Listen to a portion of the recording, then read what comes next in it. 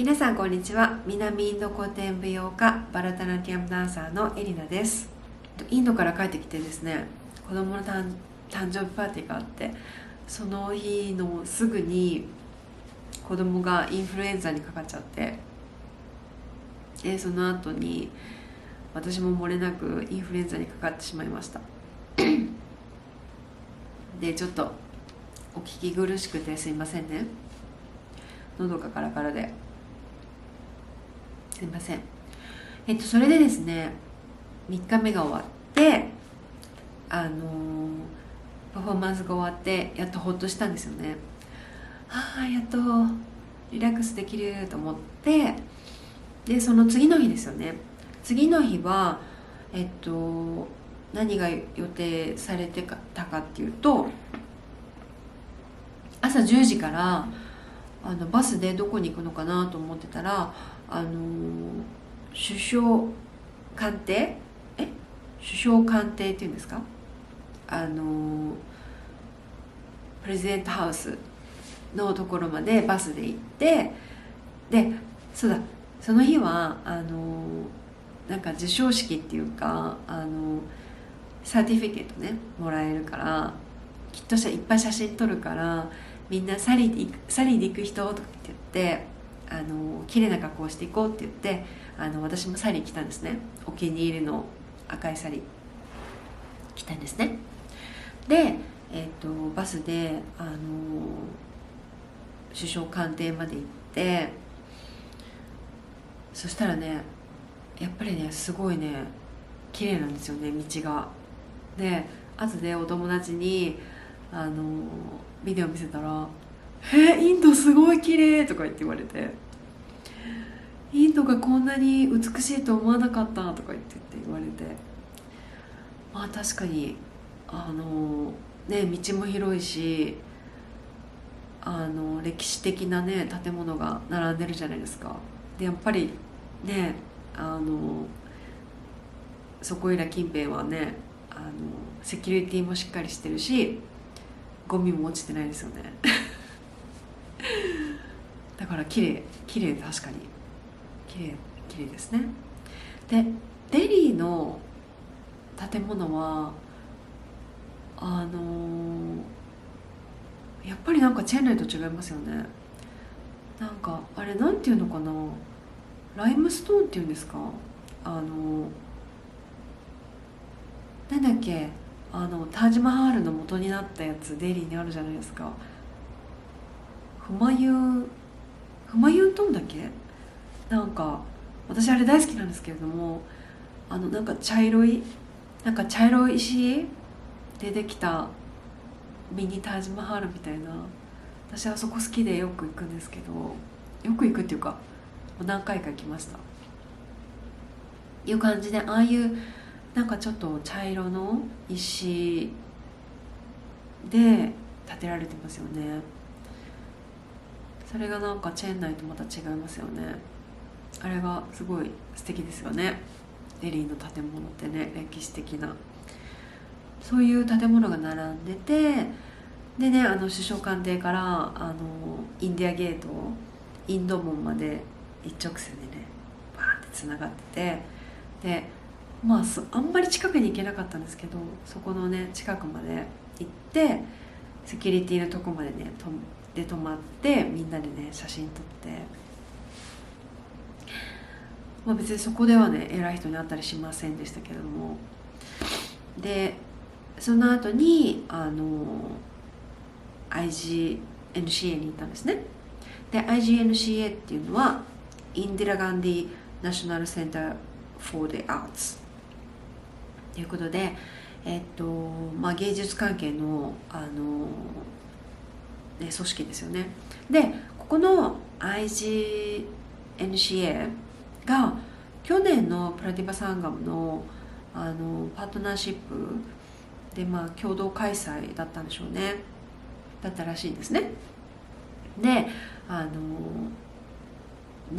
女性の方いらして、ようこそいらっしゃいました、今年の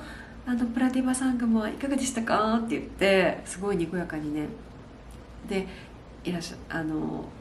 出迎えてくださって、であのね、ウェルカムじゃないですけど、一人一人受賞者が呼ばれて、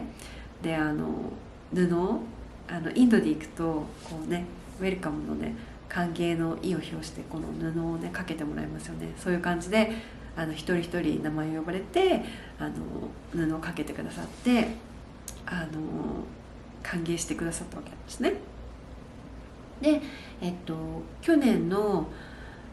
プラティバサンガムの映像を一緒に見ましょうって言って見て、で前田敦子さんの踊ってる姿とかも見て、で去年はオディッシーはフランスじゃないな、スイスじゃないな、なんかヨーロッパの方でしたね、オディッシーの受賞された方ね。でもう一人は、ね、今年と同じ人で、バラテナティアムは男性の方なんですね。若い方、確かねアメリカだったかな。でインド系ですね。顔はインド系で若いね男性の方なんですね。バラテナティアム一人だけで、それを見てたんですね。そしたらあることに気づいたんですよ。なんか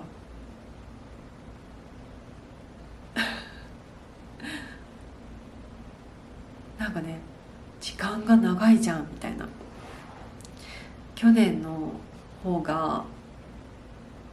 時間が長いじゃんって言って、でソロのパートもあるし、一人一人ね受賞者の舞踊ごとじゃなくて舞踊ごともあるし、その舞踊の2人ずつじゃないですか。だけどソロのパートもあって、でなんだっけ、ヒンドゥースタ北インド音楽、古典音楽のヒンドゥースターニーコンサートもあったし、南インド古典音楽のカルナティックコンサートもあったんですよね。ダンサーとダンサーとミュージシャンが一緒にやるダンスパフォーマンスとは別にですよ、コンサートもあったわけです。そこでミュージシャンはすごいショックを受けたんでしょうね。すごいなんかない、コンサートは今年がないって言って、で私さっきね3日目のやつの編集をしてて気づいたことがあって後ろの幕がプラティバサンガムって書いてないですよね。もはやプラティバサンガムのイベントじゃなくなっていると思いましたね。後ろにね ICCR 設立75周年記念になってましたね。だからもはやプラティバサンガムのためのコンサートではないって思って、そっかと思いましたね。残念。そんなねいっぱい残念があることないんですけれどもね、飛行機代もね、顎足枕ね全部出していただいてインドに招待していただいたわけですから、でいろんなミュージシャンの、ね、方とかダンサーとかにも会えたし、それでその女性のホストの女性の方が今年はプラティバサンガムのイベントはいかがでしたかってすごいにこやかにね聞かれたんですよね。それでロシアの方がなんか素晴らしかったですよって言って、こうなんかねダンスとミュージックがこうユナイトして一緒になって一つの舞台を作り上げるのは素晴らしいですとか言って、で僕もロシアの方はねすごくねセルフプロモーションがうまかったですね。なんか僕はイベントオーガナイザーでいろんなイベントをね開催していてみたいな感じで自分のことをねいろいろ話されていて、で次私の番だったんですね、なぜかこうやって私のことをみんなこうやって見て、で普通はですよ、そういう場に呼ばれた時はこの度はお招きいただきましてありがとうございます、とても光栄ですみたいなことを言うべきだったんでしょうけど、私はなんかすごくね、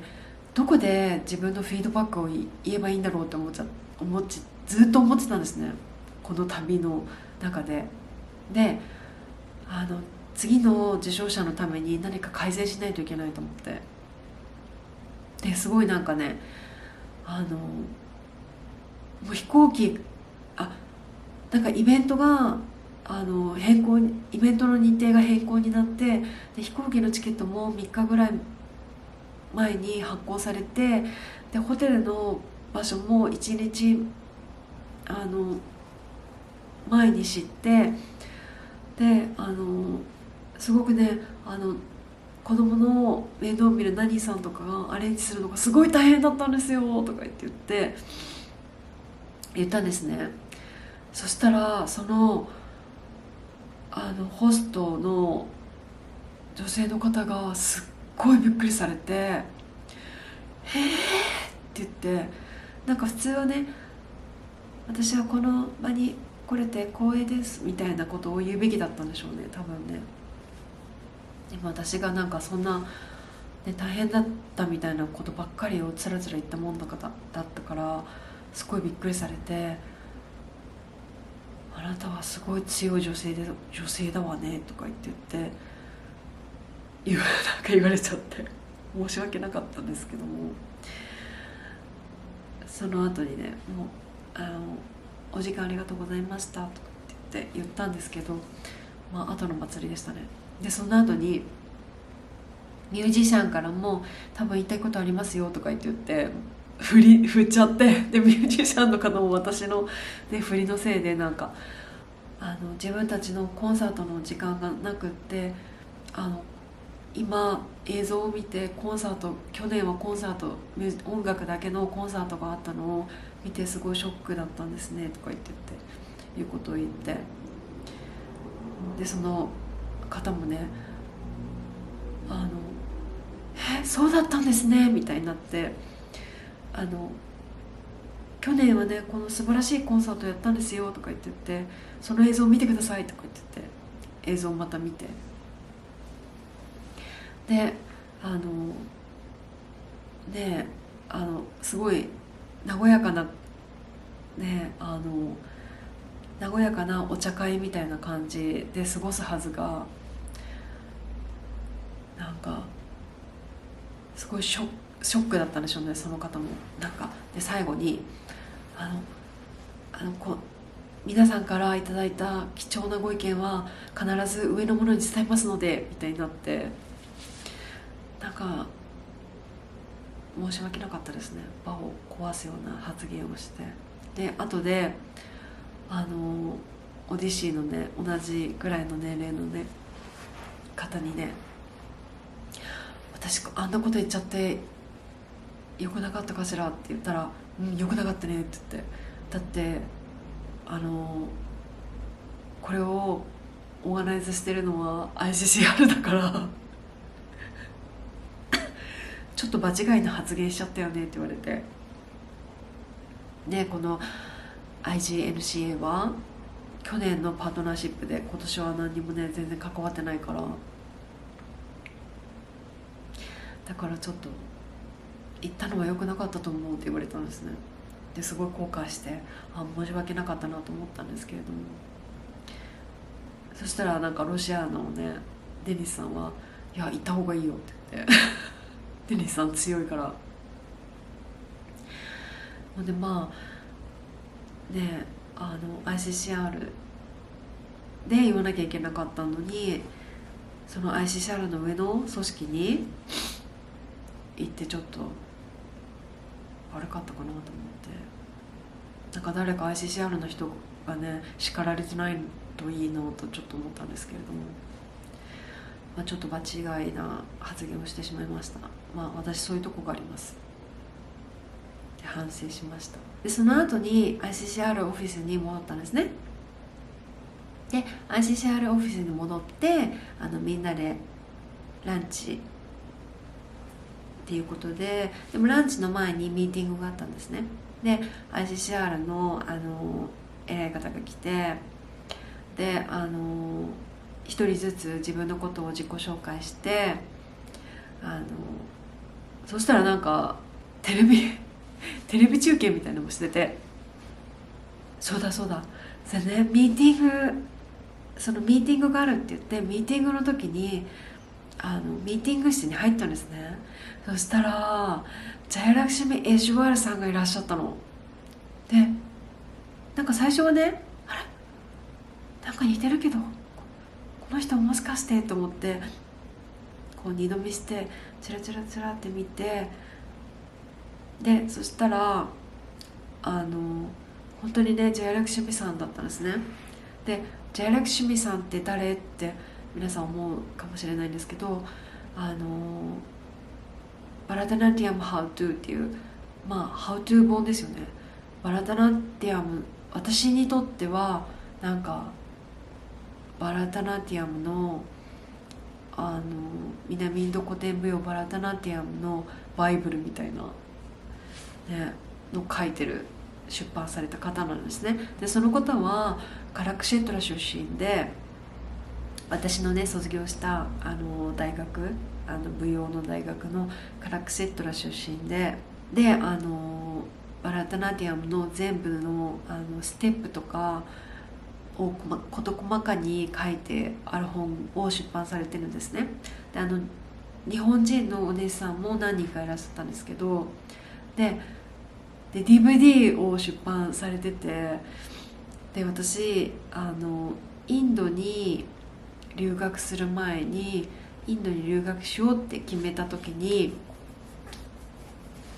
インドにね留学しようって決めた時にその DVD を見て毎日練習してたんですね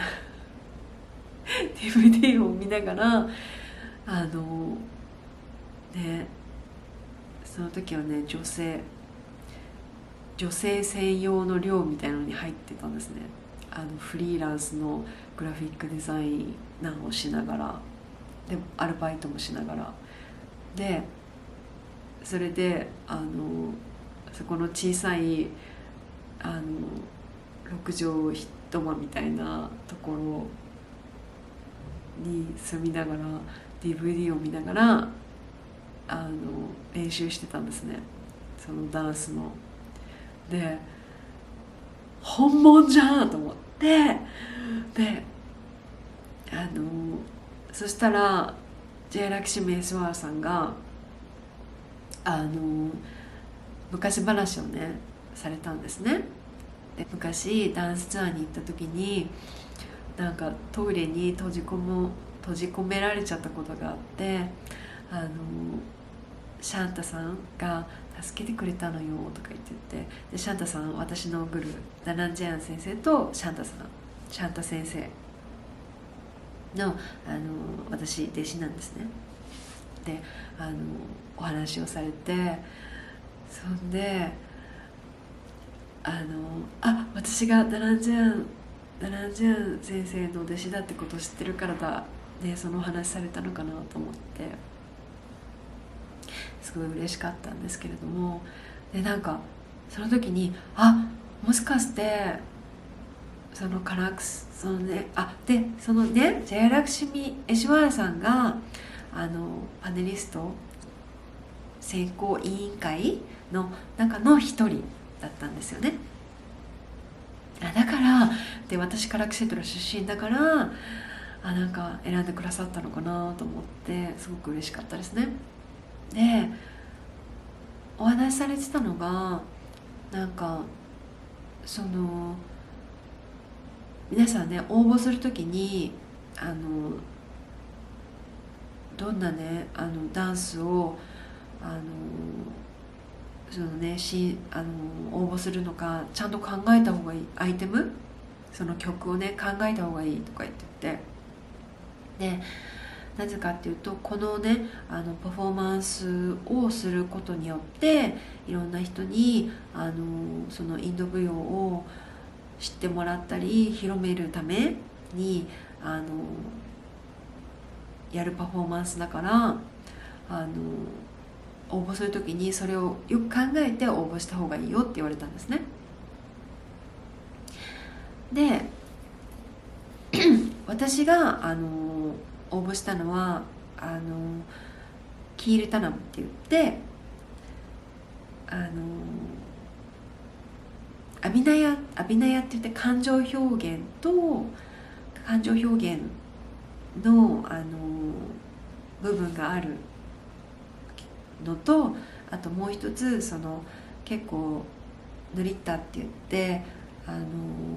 ステップ、いろんなステップが入ってて、ちょっとアクロバティックなポーズをするのも入ってるような曲なんですね。なんかいろいろジャンプとかもあるし、だからそのいいとこ取りをして一曲にまとめたみたいな。で申請する応募するビデオの、時間が10分以内、ビデオが10分以内みたいな感じで決まってるんですね。でその10分以内で全部その凝縮して入ってるような曲を選ぶた方がいいって言って先生にその曲をおすすめされたんですね。でだからその曲選んでよかったなと思ったんです。でもう一人のバラタナティアムダンサーのね18歳の方に聞いたらジャワリって言ってましたね。だからジャワリびっくりしましたね。なんかまだ18歳じゃないですか。だからなんかステップばっかりの元気いい曲やったのかなと思ってたんですけれどもね、ジャワリなんてちょっと大人のね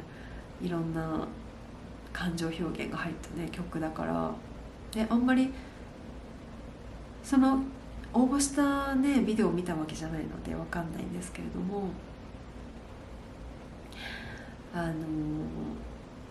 ねどんな曲だったんですかね。でそのジェラクシミさんにお会いできて本当に良かったですね。なんかなんていうのかな、すごいマダムみたいな感じですよねマダムみたいな感じで、なんか品があるんだけどちょっとお茶目みたいな方ですごいねフレンドリーで私ね本も読んだし DVD を見ながら毎日練習しましたって言ったらすごい喜んでくださってすごい嬉しかったですね。で学校にもぜひ見に来てねって言ってくださったんですね。でも学校の名前聞いても全然覚えられなくて今度ちゃんと調べていきます、ね、せっかく言ってくださったんで覚えてねくれてるかわかんないけど、またね今度はデリー経由でチェンナイに行きたいなと思いましたね。あんまり国内線ねなんかね時間がちょっとね不安定なので国内線を敬遠してたんですけれども、ね、デリー経由でチェンナイに行きたいですねと思いました。でその日の収穫は本当にねジャイラクシュメーシュワーラさんに会ったのが本当に感動でしたね。なんか本にねサインとかしてもらえばよかった。なんかその本はねちょっとすっごい大きくて重たいので持ち歩いてないんですけれども、なんかどっかにサインとかしてもらえばよかったです。でも一緒に写真を撮りましたよ、ねでそのねジェイラクシミさんがシャンタ先生のね話をしてくださいましたって言って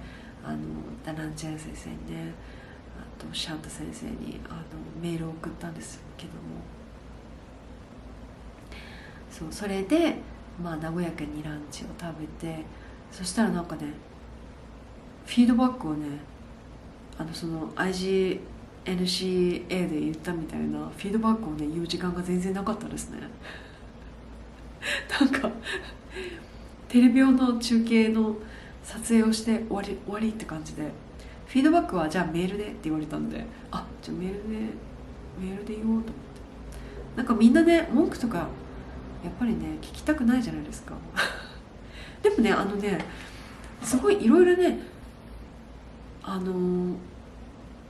なんかね前向きっていうか、皆さんこの組織をとても良いものにしようみたいな感じでいう意気込みはすごい感じられたんですよね。なんか例えばICCR の奨学金とかはね前は年齢制限があったんだけれども、なんか年齢制限は撤廃しようと思ってるとか、なんかいろいろね改善してるみたいで、あと去年の参加者の方がタージマハールにねみんなに行きたかったんだけど行けなかったんですって。そしたらなんか今年タージマハールツアーが組み込まれてるじゃないですか。だからなんかそうやってね意見を取り入れてくれてるのはなんか素晴らしいなと思いましたね。だからなんか私もフィードバックをね絶対言って来年の受賞者の方のためにね何かお役に立てたらいいなと思っていろいろねフィードバックを書いて送りました。それでね私ね何人応募した方がいるのか絶対に知りたかったんですね。やっぱり知りたくないですか？何分の1なのか何分の1で受賞したのか言いましたっけ？でねICCR のオフィサーの子でいっぱいいらっしゃるんですよね。でどの方がそれをねご存知なのか私知らなかったので、もういろんな人に捕まえていろんな人に聞いたんですね。一体何人の人が応募して何人の方がね何人から選ばれたんですかっていうことを聞いたんですね。そしたらそういうねそれを全部把握してる人が、ね、を見つけたんですね。でその方に聞いたんですね。そしたら205人の応募があったんですって。プラティパサンガムの大会、インターナショナルダンスコンペティション、ダンス&ミュージックコンペティション、それに全部で205人の応募があって、残ったのがいろいろね選考があって、これは古典じゃないとかねいろいろあるじゃないですか。でこれはねいろんななんていうかなルールにのっとってビデオが作られてるかとか、あとねそういういろんな規定があるじゃないですか、応募の規定。その応募から規定から全部外すね枠にそれた人を全部外した後に144人が残ったそうなんですね。でその中からそれぞれ選ばれた方の中で全部で10人選ばれたそうなんですね。っていうことはですよ、やっぱり1カテゴリー10人ずつぐらいじゃんと思ったんですよね。ちょっと待ってくださいよ。ヒンドゥースタニーインストゥルメントでしょ、ヒンドゥースタニーボーカル、ヒンドゥースタニーカルナティックインストゥルメント、カルナティックボーカル、カタック、オディシー、インド舞踊でしょ、7じゃないですか。で7 7カテゴリーとして144割る7、20人、各20人ぐらいです。で20人の中から2人ずつですよね、選ばれたわけです。ってことはでね、カテゴリー分けたらその年齢別ね、やっぱり10分の1ですよね。だから私10分の1だったんだなと思って、なんか最初にあれ10分の1ぐらいじゃないってふと思ったんですよね。それが合ってましたね。ということで私は10分の1の確率で受賞しました。でもその中でもね、やっぱりね、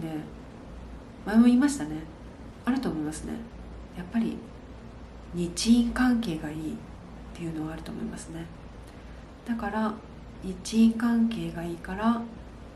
日本を選ばれた、日本人選ばれたっていうのもちょっとあると思いますね。やっぱり国との関係を良くしたいみたいな。なのでやっぱり日本人のインド舞踊の方ね、ぜひ応募してほしいですね。こんな文句言ってこんな文句ばっかり言ってるのにね、なんか参考に、ね、私のビデオが参考になったら嬉しいです。でその後にですね、みんなでね、ジェイラクシュ・メイスワーさん憧れのとっていうか、まあいろんな人がいるんですよ。皆さんとランチをした後にでそれでね、そのミーティングの時もね、サーティフィケートって言ってね、あなたはねこのプラティパサンガムで受賞しましたよみたいな受賞式みたいなのをねやって、ランチを食べて、でその後にもう一つ行ったんですね。でもう一つがサンギーナタアカデミー。ここは本当にね有名ですよね。デリーの芸術の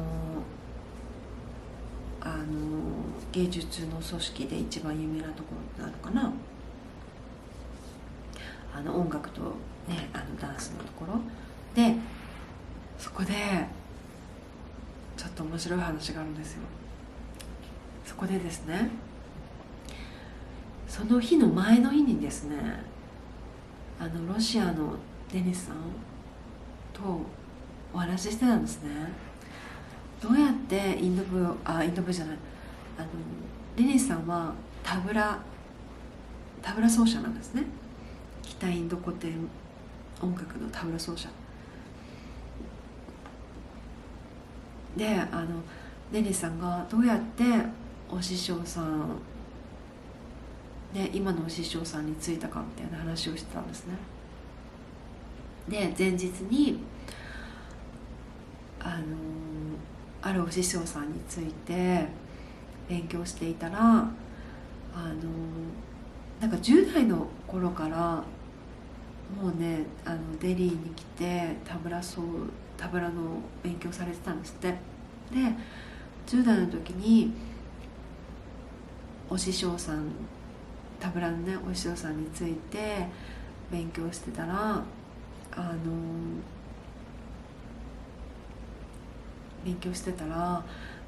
お前はねすごい才能があるからデリーに行けって、デリーに俺の息子がいるからその息子からなれとか言われたんですって。でデリーに来てその人の元で修行することになったとか言ってでね、その息子さんのインドだとねやっぱりね皆さん音楽一家なんですよね。サラブレッドみたいな感じで音楽家の息子はねやっぱり英才教育を受けるわけですよね。でその息子のところに行って学びなさいって言ってデイリーに怒られて、そしたらその息子さんがねじゃあいくらね昔はその門を叩いてね入門すると、グルシッシャって言ってクルのお師匠さんのお世話をしながら芸を盗むじゃないですけど、いろんなねお師匠さんの身の回りのお世話をする代わりにいろいろ学ぶっていう感じで、あんまりお金とかは発生しないみたいな感じでね、昔はそういう感じだったらしいんですけれども、今はねやっぱりねお稽古事は全部ねお金払って習うじゃないですか。でそしたら毎月いくらだみたいな感じで言われて、その当時もなんか結構すごい高かったみたいな感じだったらしいですね。でしょうがないね、やっぱりね有名なねその音楽一家の、ね、息子さんに習うんだからって言ってお金払って、そしたらなんかすごいいつも忙しいで全然お稽古をつけてくれないと。で結局なんか習えたのが月に1回か2回で、結局なんかその方の ATM になっちゃってそういう話もありますよ。で毎月毎月お金払うけど何も教えてくれないって。本当にね、そのデニスさんも本当に苦労されたと思いますよ。でですね、なんでその話をしたかっていうと、なんかねミュージシャンでなんか全然おしゃべりされない方いたんですね。であれおかしいなと思って、なんかすごいにこやかなんですけど話聞いてて、なんかこの方全然ね話されないなと思って、でもう一人の方はすごい上手にねなんか話をされてて、でそれでその会は終わったんですね。なんかあんまりなんか身のなる話できなかったなと思って終わって、そしたらそこにいたミュージシャンの方がそのデニスさんをね ATM 扱いした人だったの信じられます？びっくりしちゃった。だから静かだったんだなと思って。でそのデニスさんによると、なんかね今はもうデニスさんはねその良いお師匠さんに会って習ってる。でもその息子さん ATM 扱いされた息子さんATM 扱いをした息子さんとちょこちょこ会うんですって、いろんなところで。ね、音楽業界も舞踊業界も狭いですからね、会いますよね、いろんなところで。で舞台上でなんかいろいろねこうお花を渡す役だったり、ね、いろんなウェルカムのねこのヌンとかかける、ね、役だったりしてるんでしょうね笑っちゃいますね。カルマですよね。なんか業っていうんですか、やったことは返ってくるからね、それに直面してるんでしょうね。でもなんか考えちゃいますよね。すごくねちゃんとしたお師匠さんはいっぱいいますよ。けれどもやっぱりねそういう方もいるんですよね。お金だけ取って教えない人もいます。私の行ったねカラクシェートの大学もね全然来ない先生いましたね。練習しといてねって言って毎日全然来ないですね。までのクラスのそのクラスは全然もう教えてもらえない感じで、本当にかわいそうと思いました、ね。でもそういう先生に限ってねダンスうまいんですよね、不思議。ということで皆さんね本当にね気をつけてください。なんかねやっぱり知ってる人のなんか難しいですよね。なんか有名なねやっぱり方だとねいろいろコネがあるからねダンスのパフォーマンスの機会を増えるっていうこともあるんですけれども、そのね有名な方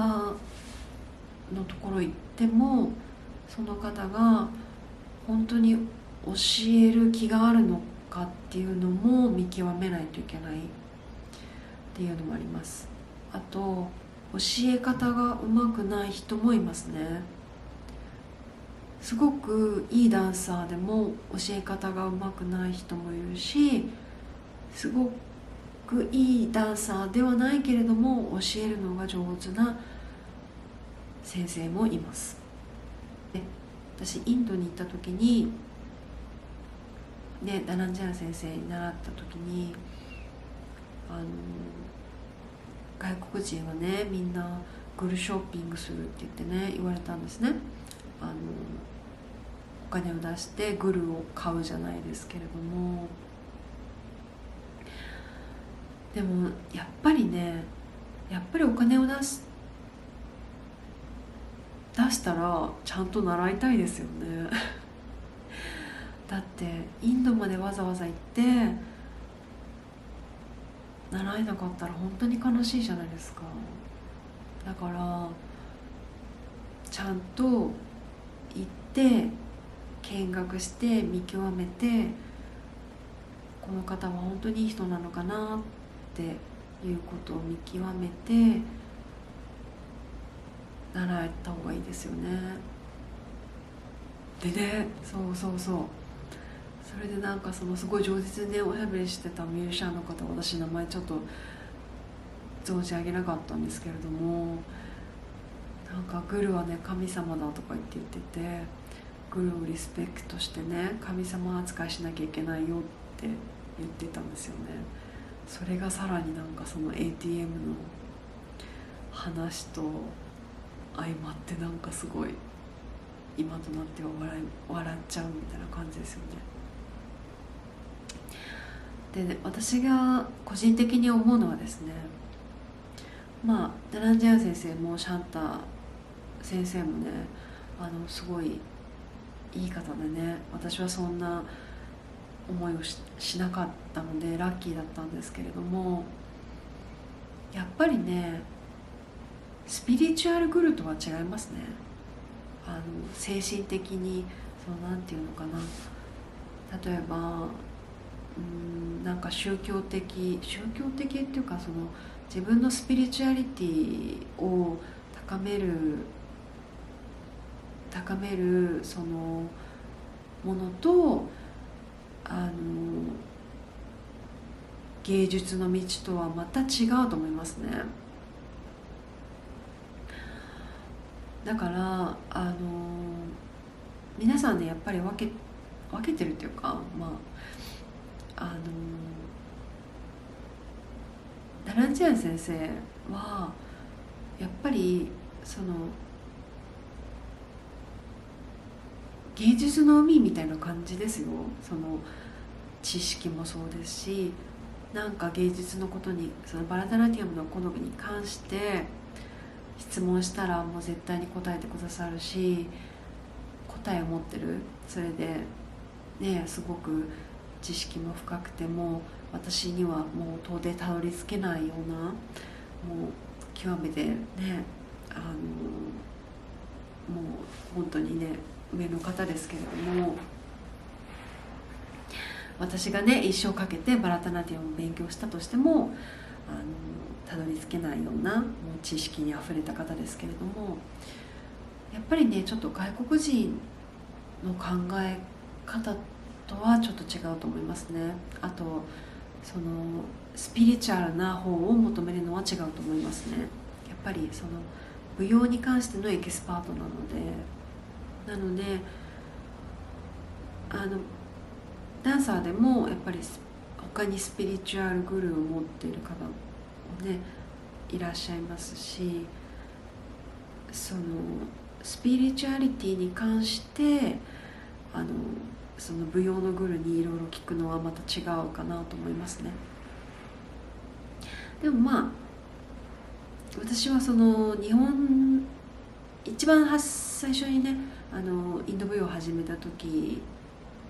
に習ったのがマチコ・ラクシュミー先生っていうね先生だったんですけれども、その先生はね本当にね私本当に人間性が大好きで、ね、素晴らしい方に恵まれたなって思いますね。なんか日本でもインドでもなんかそうやっていろいろねなんか騙されたりしなかったのは本当にそれに関しては運が強いなって私は思いますね。本当に良かったですね。で今もねダナンゼン先生も高齢なので私今ショーバナ先生っていうねショーバナ・バラチャンドラ先生っていう方にねすごいお茶目な先生についてるんですけれども、アビネ習ってるんですけれども、その方もねなんか素晴らしい方ですね。なのでやっぱりいろいろ習うのはお金かかりますけれども、そのお金を払ってよりももっとなんかこういただいてる感じは自分なりにはねあるので満足はしてますね。なんかお金払ったのに何も教えてくれないみたいな感じの経験はないですね今のところ。なので皆さんもご注意ください。ということで4日目はそんな感じで終わりましたよなんかすごい話が長くなってね、あちこち行ってごめんなさい。ということでその次の日はタージマハルに行きましたよ、観光にね。そうだね、タージマハル行った時のビデオはあんまりないので、それとデリーのお買い物の話もしようかなと思います。じゃあまた。すごく長くてすいませんね、あちこち話が飛んでね、なんか興味、参考になることとか、ね、皆さんが興味あることをお話できたでしょうか。本当にね全部見てくださってる方本当ありがとうございます。ではまた。